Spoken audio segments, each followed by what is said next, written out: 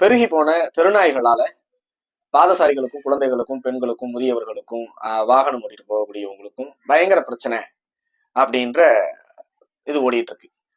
அதுல அப்படிலாம் கிடையாதுங்க, தெருநாய் தான் வந்து இங்க பிளேக் நோயை வந்து கட்டுக்குள்ள வச்சிருக்குது அப்படின்னு அறிவியலுக்கும் இல்லாம எந்த ஆதாரமும் இல்லாம அது வழக்கம் போல தற்கொலைத்தனமா பேசிட்டு இருக்கக்கூடிய சீமான் வகையரா ஒரு பக்கம், மறுபக்கம் நம்ம திருமாவளவன். திண்டிவனத்துல முனியப்பன் அப்படிங்கிற ஒரு நகராட்சி பணியாளர் அங்க உள்ள ஒரு கவுன்சிலருடைய காலுல பணிந்து வலுக்கட்டாயமா விழ வைக்கப்படுறார். அது எல்லோருடைய மனசாட்சியையும் உழுகக்கூடிய ஒரு செய்தி. பத்தாவதுக்கு அதுவே பெரிய துயர செய்தி. அந்த செய்தியில அடுத்து என்னன்னா, அந்த நகராட்சி பணியாளர் மீது பாலியல் குற்றச்சாட்டு. உன்னை மறைக்கிறதுக்கு அவங்களையே குற்றவாளிகள். எப்படி வேங்கை வயல்ல வந்து வளம் கலந்த தண்ணியை குடிச்சிட்டு எப்ப நீதாப்பா கலந்தன்னு அந்த பாதிக்கப்பட்ட மக்களையே அந்த பாதிப்புக்கு காரணமாக பழிய போட்டு அவங்களை எப்படி சித்திரவதைக்கு உள்ளாக்குனாங்களோ அதே போல அது மாதிரி 100 சம்பவங்கள் வட மாவட்டத்தை ஒட்டி நடந்துகிட்டே இருக்கு. இப்படியான செய்திகளை நம்ம பார்த்துட்டு இருக்கக்கூடிய அதே நேரத்துல ஒடுக்கப்பட்ட ஒரு விடிவெள்ளி, நீல நிறத்தின் நிரந்தர காவலன், 2ஆம் அம்பேத்கர், வாழும் அம்பேத்கர், அப்புறம் எழுச்சி தமிழர், இப்படி எல்லாம் அடைமொழி வைத்து சின்ன சின்ன சீட்டாக்களால் அன்போடு அழைக்கப்படும் அண்ணன் திருமாவளவனுடைய ஒரு செய்திங்க. ஸ்ரீதர் வாண்டையார் அவர்களுக்கு நேரில் சென்று பிறந்த நாள் வாழ்த்து. நமக்கு ஒண்ணுமே புரியல, இவ்வளவு பெரிய கான்ட்ரடிக்ஷன்ஸ். ஒரு பக்கம் பாதிக்கப்பட்ட மக்களின் குரலாக நான் ஒலிக்கிறேன்னு நாடகம் போட்டுட்டு நடிச்சு முதலமைச்சர் குடும்பத்துக்கும் மக்களுக்கும் நடுவுல போஸ்ட்மேன் வேலையும் புரோக்கர் வேலையும் பார்த்துக்கிட்டு இருந்தது போக, இப்ப இவ்வளவு மீன் டைம்ல இப்படி ஒரு பிரச்சனை நடந்துட்டு இருக்கு. இந்த பிரச்சனையில வந்து அதை எதிர்த்து களமாட வேண்டிய, அதற்கு நீதி வாங்கி இந்த பிரச்சனை இன்னும் தமிழ்நாட்டுல எவ்வளவு தூரம் தலைவிக்கு இருக்குன்னு அதை வந்து சரி செய்ய வேண்டிய இடத்துல இருக்கக்கூடிய ஒருத்தர், இந்த மறுபுறம் வந்து யாரை வந்து ஆதிக்க சக்தி அப்படி இப்படின்னு எல்லாம் அந்த பகுதிகளில் பேசி பிரச்சனைகள் ஆட்படுறாங்களா அந்த ஒரு தரப்பினுடைய ஒரு பிரதிநிதிக்கு நேரில் சென்று இவரே போய் பிறந்த நாள் வாழ்த்து நேர்ல போய் சொல்லிட்டு வருது. என்னடா இது அப்படின்னு நமக்கு ஒரு பெரிய குழப்பம். இந்த கவுன்சிலர் காலில் விழ வைக்கப்பட்ட அந்த முனியப்பன் அப்படிங்கிற அந்த பிரச்சனையே தலைவர் டாக்டர் ஐயா தான் முதல்ல அறிக்கை கொடுக்குறாங்க. அதற்கு பின்னால்தான் வந்து திருமாவளவன் அறிக்கை கொடுக்குறாங்க. ஏற்கனவே கடந்த வாரம் இந்த கவினுடைய அப்பாவை அழைச்சிட்டு போய் இந்த மாதிரி வந்து மாமா வேலை செஞ்சீங்களே அப்படின்னு எல்லாம் பெரிய விமர்சனம் கடுமையாக தலைவர் அவர்களும் பிரஸ் மீட்ல புரோக்கர் வேலை அப்படின்னு சொன்னார். அதுக்கு அந்த தரப்புல திருமாவளவன் தரப்புல இருந்து நிறைய பேர் குறிச்சு, ஐயோ எங்க தலைவரை கரைபடாத தங்கத்தை இப்படி குற்றம் சுமத்துறாங்களே, மாமாங்கிறாங்களே, புரோக்கருங்கிறாங்களே அப்படின்னு நிறைய கொந்தளிச்சாங்க.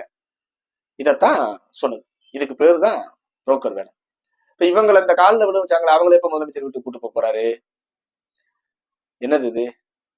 இதை சுட்டி காமிச்சா இதை புரிஞ்சுக்கக்கூடிய இது இல்லையா?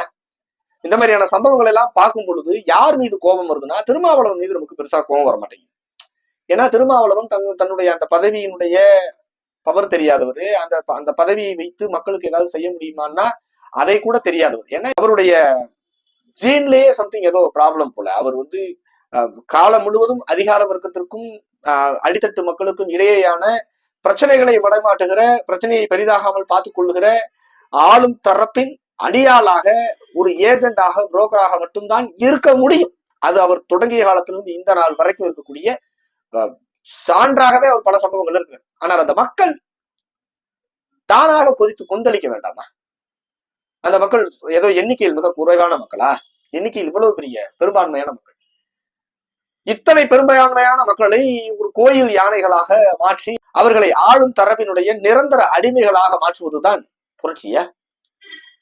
இப்படி போய் பிறந்தநாள் வாழ்த்து சொல்ல சொல்லி யார் அழுதா? அப்படி வந்து சமரசம் செய்து, வெறும் வாக்குகளுக்காக சமரசம் செய்து அந்த கிடைக்கக்கூடிய பதவியை வச்சு என்ன மயிரப்படுது இருக்கா? அந்த பதவியை வச்சு என்ன செய்ய முடியும்? என்ன செய்ய முடிஞ்சிருக்கு? இந்த தேதியிலையும் ஒடுக்கப்பட்ட மக்களினுடைய நிலை அப்படியேதான் இருக்கு. அதிலும் குறிப்பாக திருமாவளவன் நம்பி இருக்கக்கூடிய மக்களினுடைய நிலை மாறவே இல்லை. மதுரையிலும் கூட ஒரே திமுக கட்சிக்குள்ள சாதிய பாகுபாடு. திமுக கட்சி வந்து ஒரு பரையர் சமூகத்தை சேர்ந்த திமுகவை சேர்ந்தவர் இன்னொரு தரப்பினுடைய திமுகவை சேர்ந்தவராலேயே மன உளைச்சலுக்கு ஆளாக்கப்பட்டு தற்கொலை செய்து கொண்டாருக்கிறாங்க. அது கொள்ளைன்னு அந்த குடும்பத்தை சேர்ந்தவங்க சொல்றாங்க. சோ இந்த சூழ்நிலையும் இந்த புரோக்கர் வேலை செய்யணுமா? தென் மாவட்டத்தில் சமரசம், சம்பந்தமில்லாத தரப்பு கூட சமரசம். அப்புறம் என்ன உங்களுக்கு வந்து பாஜக அண்ணா பிடிக்கல, பாமக அண்ணா பிடிக்கல, ஒன்ன மட்டும் பிடிக்குது அப்படின்னு திமுக கிட்ட நின்று பாட வேண்டிய அவசியம் என்ன இருக்கு? எதுக்கு இந்த பகல் வேஷம், எதுக்கு இந்த நாடகம், எதுக்கு இந்த நரித்தனம்? தப்போ சரியோ, தன்னுடைய கட்சி கொடியில சிவப்பு மஞ்சள் கூட நீளத்தையும் சேர்த்து தமிழ்நாட்டில் அதிக எண்ணிக்கையிலான அம்பேத்கர் சிலையை திறந்தவர் ராமதாஸ். இன்னைக்கு அவரையும் அம்பேத்கருக்கு எதிராக மாத்தி வச்சு, அதான் திருமாவளவன் செஞ்ச சாதனை. வன்னியர் எதிர்ப்பு, பாமக எதிர்ப்பு என்பதை தவிர இந்த சமூக மக்களுக்கு வேற என்ன நல்லது செஞ்சிட முடியும்? என்ன செஞ்சிருக்காரு? ஏன் இந்த மக்களுக்கு கோபம் வர மாட்டேது, ஆத்திரம் வர மாட்டேது? தான் நம்பக்கூடியவரால் பதவி இருந்தாலும் இல்லாட்டி புதிய முன்சிங்கரை பொறுத்தளவு டாக்டர் ஐயாட்ட பதவி எல்லாம் கிடையாது. ஆனால் இருந்தாலும் கூட இந்த மக்களுடைய பாதிப்பு என வரும் பொழுது எவருடனும் சமரசம் செய்யாமல் அந்த மக்களுக்காக யார் குற்றவாளியாப்பா, இவன் தாப்பா குற்றவாளி, இவனை கண்ட்ரோல் பண்ணுங்க, கட்டுப்படுத்துங்க, ஆண்மையோடு திண்மையோடு அதிகாரம் இருந்தாலும் இல்லை என்றாலும் தன்னை நம்புகிற மக்களுக்கு, எந்த மக்களினுடைய விடுதலைக்காக நாம் முன்னணி சக்தியாக நின்று கொண்டிருக்கிறோமோ அவர்களுக்கு ஒரு பிரச்சனை என்று வரும் பொழுது அவர்களுக்காக நம்மை இழந்தாவது பரவாயில்லன்னு அவங்க பக்கம் நிக்கிறதுக்கு பேர் தான் அறம். அதை விட்டு விட்டு அற்ப பதவிக்காக, அந்த பதவியால் அவருக்கு வேண்டுமானா சுகபோக வாழ்க்கை இருக்கலாம் அவர் நம்பிக்கூடிய மக்களுக்கு இல்லை. கடைசியில இன்னைக்கு அம்பேத்கரையே யார்கிட்ட இருந்து காப்பாற்றணும்னா திருமாவளவன் இருந்து தான் காப்பாற்றணும். அப்படி கொண்டு வந்து நிறுத்தி அந்த மக்களினுடைய மாண்பை கெடுத்து, மரியாதையை கெடுத்து, அவர்களுடைய மரபை கெடுத்து, இல்லை இல்லை இந்த மக்கள் ஆண்டாண்டு காலத்திற்கும் அதிகார வர்க்கத்திற்கு அடிமையாகத்தான் இருக்க வேண்டும், அவர்கள் அடிமையாக அறியாதவர்களாக இருக்கும் வரைதான் நான் அதிகாரத்தில் இருக்கு, எனக்கான அதிகாரத்தில் அந்த பர்சனல் பவர் அதுல இருந்துக்க முடியும். இந்த அற்பத்தனம் எவ்வளவு ஆபத்தானது! 2025ஆம் ஆண்டுல இந்த காலத்திலையும் காலில் விழுன்னு ஒரு நகராட்சி ஊழியரை காலுக்கு விழு வச்சுட்டு இருக்கிறாங்க. 100 சம்பவங்கள். சொந்த கட்சிக்காரன, கூட்டணி கட்சின்னு சொல்லக்கூடிய திமுக 100 மன உளைச்சலுக்கு ஆளாக்குது, ஒடுக்குமுறைக்கு ஆளாக்குது. இதுவெல்லாம் இருக்கக்கூடிய யதார்த்தமாக இருந்தாலும், எந்த பிரச்சனையாக இருந்தாலும், என்னங்க பிரச்சனை? எல்லாத்துக்கும் காரணம் சனாதனம் தாங்க. இப்ப திண்டிவனத்துல காலு வந்துச்சுன்னா சனாதனம் தான், வேங்கையல்ல மலத்தை கலந்ததுலாம் சனாதனம் தான். இப்ப மதுரையில இந்த திமுகவிலே இருந்தாலும் கூட இறந்தாரு பாருங்க, திமுக காரவங்களுக்குள்ள பிரச்சனை இல்லை, அது சனாதனம் தான் காரணம். இவரை கொடியேற்ற விடாம இருக்கிறது, கொண்டு போடுறது, குடிசையை கொளுத்துறது, எல்லாமே காரணம் சனாதனம் தான். எவ்வளவு பெரிய பிற்போக்குத்தனம்!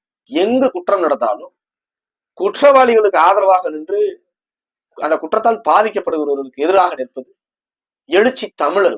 எழுச்சி தமிழர் பட்டம் எழுச்சி தமிழர். ஆனா ராஜபக்சே கிட்ட போய் பல்லிழிச்சிட்டு வரலாற்றில் ஒரு நாளாவது தன்மானமுக்கு ஆளாக வாழ்ந்து செத்து போயிருங்க. இந்த மானங்கட்ட ஈனங்கட்ட பொழப்புக்கு இதுக்கு பின்னால எம்பின்னு வேற ஒரு டைட்டில், அந்த பதவியினுடைய மாண்பை கெடுத்துட்டு எந்த காலத்திலும் அவருக்கு அளிக்கக்கூடிய அதிகாரம் என்பது அதிகார வர்க்கத்தை பாதிக்கப்பட்டவர்களிடமிருந்து காப்பாற்ற, பாதிக்கப்பட்டவர்களுடைய பிரச்சனையை மடைமாற்ற. இந்த மாதிரி ஏதாவது ஒரு பிரச்சனையாச்சுன்னா அவங்களை நேர கூட்டு போய் அதிகார வர்க்கத்தின் காலில் விழுந்து அவங்க கொடுக்கக்கூடிய அனுகூலத்தை, சலுகைகளை கொண்டு வந்து பாதிக்கப்பட்டவற்றை கொடுத்துட்டு இந்த பிரச்சனையுடைய தன்மையை மடைமாற்றி அது ஒரு பிரச்சனையே இல்லை அப்படின்னு அதிகார வர்க்கத்தை சார்ந்து வாழும் ஒட்டுண்ணியாக வாழலாமே தவிர ஒரு காலத்திலும் தனித்த பேராற்றலாக, தனித்த சக்தியாக பாதிக்கப்பட்டோரின் பக்கம் நின்று களமாடக்கூடிய ஒரு போராளியாக திருமாவளவன் வாழவும் முடியாது, வரவும் முடியாது. சும்மா நீல கலர் கோட்டு வாங்கிட்டு பொம்பளையாளர்களுக்கும் துப்புரவு பணியாளர்களுக்கும் நான் கோட் ஷூட் போட்டேன் அப்படின்னு பேசுறது வெறும் வசனம் அல்ல. ரஞ்சித் அவருடைய படத்தில் வந்தது காந்தி கதராடை அணிந்ததற்கும் அம்பேத்கர் கோட் ஷூட் போட்டதற்கும் நிறைய காரணங்கள் இருக்கு. அதெல்லாம் அந்த வரங்கள், அதெல்லாம் வசனம் கிடையாது. அதெல்லாம் ஒரு உளவியல் விடுதலை, இது உளவியல் மாற்றம், ஒரு சமூகத்தினுடைய ஒரு தலையில் மாற்றத்திற்கான விஷயங்கள். அது ஒரு சைக்காலஜிக்கல் இது. வெறுமனே மேடையில் துண்டை போட்டு அப்படி இப்படி பெரிய வீரவசனம் பேசிட்டு மேடையை விட்டு கீழே இறங்கணுன்னே ஐயா எசமா அப்படின்னு அறிவாலயத்தின் வாசலில் போய் காத்து கிடப்பதற்கு, காவல் காப்பதற்கு இவ்வளவு பெரிய சமூகத்தினுடைய பிரதிநிதி என்கிற அடையாளம் வேறு. அந்த அடையாளத்தால் அசிங்கப்படுவது யார்? அந்த சமூகமும் தான். இதை புரிஞ்சுக்க வேண்டியது அந்த சமூகம் தான். அருந்ததியர் உள்ஒதுக்கீடு, அனுதினமும் நடத்தக்கூடிய பறையர் மக்கள் மீதான தாக்குதல், பறையர் மக்கள் மீதான ஒடுக்குமுறை, பறையல் மக்களுக்கு எதிராக நடந்து கொண்டிருக்கக்கூடிய சம்பவத்திற்கான சமரசம் என்று எல்லா கதைகளையும் தரம் பிரித்து பகுத்தாய்ந்து ஒரு முடிவெடுத்து அது அடுத்த தலைமுறையாவது பறையர் சமூகத்தில் விடுதலை உணர்வோடு விடுதலை பெற்ற தலைமுறையாக வரணும்னா அந்த சமூகம் வெளிப்படையும். அதுதான் அந்த சமூகத்திற்கு கூடிய விடுதலைக்கான ஒரே வாய்ப்பு. திருமாவளவனை புறந்தள்ளி விட்டு திருமாவளவனுடைய அந்த நரித்தனத்தையும் அந்த அடிமைத்தனத்தையும் தோலுரித்து காட்டி அதிலிருந்து தங்களை முதலில் விடுதலை செய்து கொள்ள வேண்டியது பறையர் சமூகம் தான். அதன் பிறகுதான் மற்ற விடுதலை எல்லாம். நீங்கள் முதலில் விடுதலையாக வேண்டியதே திருமாவளவனிடமிருந்துதான் என்பதுதான் இந்த நேரத்தில் இதையெல்லாம் சுட்டிக்காட்டி நாம் சொல்லக்கூடிய செய்தி.